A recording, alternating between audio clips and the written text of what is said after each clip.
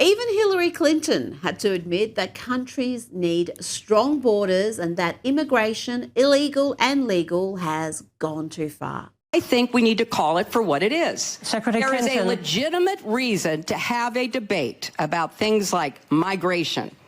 It went too far. It's been disruptive and destabilizing, and it needs to be fixed in a humane way with secure borders that don't torture and kill people. And that's what America has now, Hillary. No one is being killed or tortured on the border. That was happening under the previous administration that was enriching evil human traffickers. Let's bring in Sky News contributor Kosha Gada. Kosha, Hillary Clinton, I mean, she has got some issues. That TDS is off the charts. What is she hoping to achieve attending conferences like this and pushing this agenda? I mean, at her age, she's done with politics. What exactly is the point? I can only guess that it's some kind of relevance deprivation syndrome. Like, she wants to be relevant. She's already been a senator, first lady, then a senator, then Secretary of State. She's got grandkids. She's had an amazing life that 99.9% of the people would never get to experience the things she's experienced, leaving aside, what she's done policy-wise. And she should bow out stage left. But why is she still there at this conference? And she just seems like the most miserable human on earth. And throughout much of that experience that you just described, she hasn't seemed particularly happy. And I don't know, you would think in these golden years she would be enjoying life. Even Joe is off doing God knows what he's doing, probably having naps and eating ice cream. Now, I featured AOC, Alexandria Ocasio-Cortez, on last night's Lefties Losing It, and she managed to humiliate herself again in Munich with another incoherent attempt to answer basic questions. I've already played you her trying to talk about Taiwan, Mexico, America, and she attempted to fact-check Marco Rubio's 100% factual comment about the origins of American cowboys. That didn't go too well. And she tries to make another profound point here that backfires. We look at what happened in Venezuela, for example. It is not a remark on who Maduro was as a leader. He canceled elections. He was an anti-democratic leader. That doesn't mean that we can kidnap a head of state and engage in acts of war just because the nation is below the equator. And that was her big point, south of the equator. I mean, AOC not only needs to brush up on economics, history, but also geography, it seems, because she has no clue. And those idiots in the crowd clapping along like they just heard some brilliant point. What can you say? She was so close. She was so close because there is a legitimate critique that far more serious people than her make about the Maduro operation. And leaving aside, what the premise was, some would say the pretext of it, you are going in and taking out a head of state, illegitimate or otherwise. She could have left it there and actually had some legitimacy, but then she had to add in that south of the border. And I think that that's code for some kind of racial undertone because it's the brown and black. And sorry to our friends in Australia who are south of the equator, they don't count, or South Africa or Chile or Argentina or many other countries that aren't black and brown dominant, to use their lingo. She forgot about that, swept them under the rug, and that is the only frame that she will fall into. Well, what is the broader point there?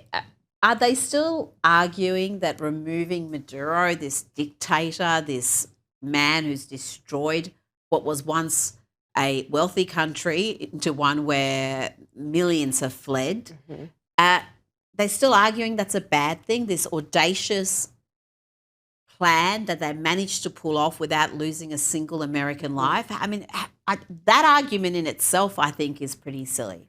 They can't criticize the operation because it really was just a feat, and the whole world marveled at American military might, which is still present, even though it hadn't been used in that way in some time. So they try to argue on the policy of, you're going into sovereign countries and, trying to do something about it. But they're not even really loyal to that point either, or justified, because you check her record and she's voted for all sorts of intervention elsewhere. So it's only when it doesn't suit them. And I think this might be a shallow point, but I think they love to feign sophistication, the Spanish speakers in America, especially with their pronunciations of Maduro and Venezuela. That's she just wants to talk about that. The pronunciations, I think, is all she was interested in there. And yes, I've got some real insight because of that. Oh, please. Now, let's talk about the Epstein files. And the Democrats are not happy that despite the media regurgitating their misinformation, the release of these files is damaging the left, including Democrat luminaries like Bill Clinton and billionaires like Reid Hoffman and Bill Gates. But Jen Psaki is still in denial. It is Trump, yes, and everybody should continue to dig more about that. But it is the wealthy, the elites, and basically every faction of the world. It's global leaders. It's people in the business sector. It is people in Hollywood, probably. Who knows? It is a bunch of people who think that they can get away with anything. Correct me if I'm wrong, Kosha, but it wasn't that long ago Jen Psaki was characterizing anybody who talked about an elite group of abusers running the show as QAnon conspiracy theorists and wackos. And now she's pretty much repeating their lines there. Absolutely. I think the dam has broken. So now there's no denying it. There's the 8 million or so emails and all sorts of names, including very prominent Democrat names from her side, and other people from all around the world are in there. So she can't deny it anymore. So now they're all glomming on. We talked last week about the MSNBC host. Everybody's glomming on to that reality that there is this superstructure out there of elites that seem to operate with impunity up until now. True, but nobody takes him seriously because her boss was in charge for 4 years. Many other people have been in charge for years and years before. It's been 20 years since he was convicted and nothing has happened. And even till now, I would note, the emails are out, but no arrests have happened. Well, that to me seems remarkable because I haven't obviously read through the millions of documents, but I've read plenty that seem to call for, at the very least, a thorough investigation. But you would think when you're talking about, some of the code words are just so obvious where they're talking about beef jerky, for example, and they're not talking about beef jerky. But even in one exchange, Epstein refers to a torture video with someone quite prominent. How is that not being explored further? That just seems, again, to me, remarkable. Why would that be? This is really undermining faith in the entire justice system. It really is. And I will say this, even though Jen Psaki missed that point, this really was an issue of the right, and the Trump campaign on this, most transparent administration in history, drained the swamp, and a big part of his base, not all of the base, but a big part of the base, this was the number one issue for them.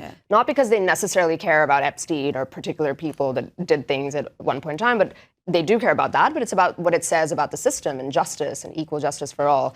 And given that that hasn't happened, either accidentally or by happenstance, the left seems to have sort of taken the issue away from Trump a little bit, and now it's sort of this big amorphous blob, and all sorts of people are implicated, and they have certainly lost the higher ground on this issue. And it was I think it's Trump's biggest misstep by some margin when he allowed Pam Bondi to say, nothing to see here, there's no charges, the case is closed, and he kind of fumble. Lost, like you said, this was his issue, this was the issue that his base cared about. And by doing that, he also cast himself in a guilty light. People are wondering, well, why doesn't he want this investigated? Is it because he's in the files in a way that he doesn't want explored? And from what we've seen, that is not the case. In fact, the files show that he was in contact with law enforcement, encouraging them to investigate Jeffrey Epstein, encouraging them to investigate Ghislaine Maxwell, being really grateful that that issue was being pursued. So it hasn't damaged him that way, but the narrative from much of the media is still that he's been compromised, and I think that's going to hurt him. It will, and I think a lot of the lower information voters who don't know all that, they just see the headlines, they just think, okay, he's a powerful person, he loves women, everybody knows that about him, and they just lump him in to that category, or that he's protecting friends, famous and powerful friends. That's another issue where it's not him, but by guilt by association. It is a little bit of a head scratcher because this was a big I think we're going to need issue. to have some clarity about the sort of protection Jeffrey Epstein enjoyed throughout his life. And it's been discussed, it's been talked about, and it's almost become now taboo issue to talk about that. But it's clear he had protection. It is clear that perhaps he was working with certain intelligence agencies that afforded him that protection. And that needs to be fully explored. Otherwise, you're going to see people just completely lose faith in the justice system. Now, let's talk about the Winter Olympics. We've had a few American athletes emoting incoherently about being conflicted, about representing America. An incredibly American-born Chinese Olympic star, Eileen Gu, has also weighed in. She's condemned President Trump's criticism of American skiers who are playing politics. Kosha, I wonder, has Eileen, who's got an incredible amount of media attention, it must be said, adulation, has she ever been asked about China's human rights abuses, like the mistreatment of the Uyghurs, the way the Communist Party there lock up and kill political dissidents? So we're talking about real human rights abuses here, not imagined ones. Is that happening? I don't think we're going to be seeing that anytime soon. Just the easy questions. It's easy to bash on the country that everybody wants to bash on. And with her, there's even a bigger topic, too, that she is American. She skis for China. She reportedly gets paid a lot of money from China. China does not allow dual citizenship. She's always been cagey, actually. She has directly been asked, what is your citizenship status at some point, and doesn't really answer it, though people don't ask them tough questions too often. And so just that makes it even worse, that you're on that stage criticizing America, where you grew up. She grew up in the Bay Area. And it also, I think, reminds us that the Olympics as an institution are not what they once were in this world of just anything goes, and you've got immigration and mass migration and people from one place playing for another place. It doesn't have that sort of national pride mystique anymore the way it probably did 100 years ago. No, and according to the National Review, Eileen Gu gets millions from the Chinese government. So I guess it's not surprising that she is not criticising them and saving that criticism for the Trump administration.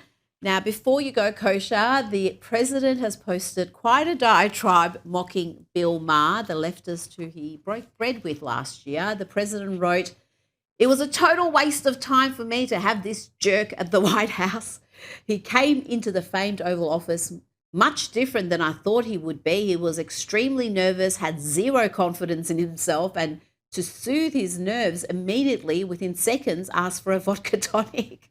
And he also wrote, "Fortunately, his television ratings are so low that nobody will learn about his various fake news statements about me. He is no different than Kimmel, Fallon, or Colbert, but I must admit, slightly more talented." Well, there you go. He gave him that. It was quite a spray. What do you think's behind this? Is he just upset that Bill Maher still has TDS, or did he expect him to become some conservative firebrand after one meeting?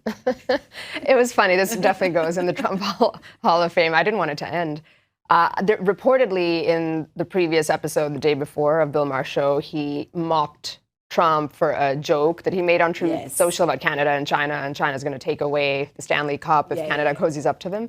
And he was like, well, that was a joke. He didn't get it. And somehow that set him off. Who knows? Maybe there's something else behind the scenes. Maybe, I'm just speculating, but the right side often celebrates every time Bill Maher says something I've remotely. always said this. I think it's almost the bigotry of low expectations. He will repeat something conservatives have said for years, and we all clap him like he's said something profound when it's the most obvious thing ever. And that's probably what's Kosha annoying. Gada, thank you so much for your time. Thank you.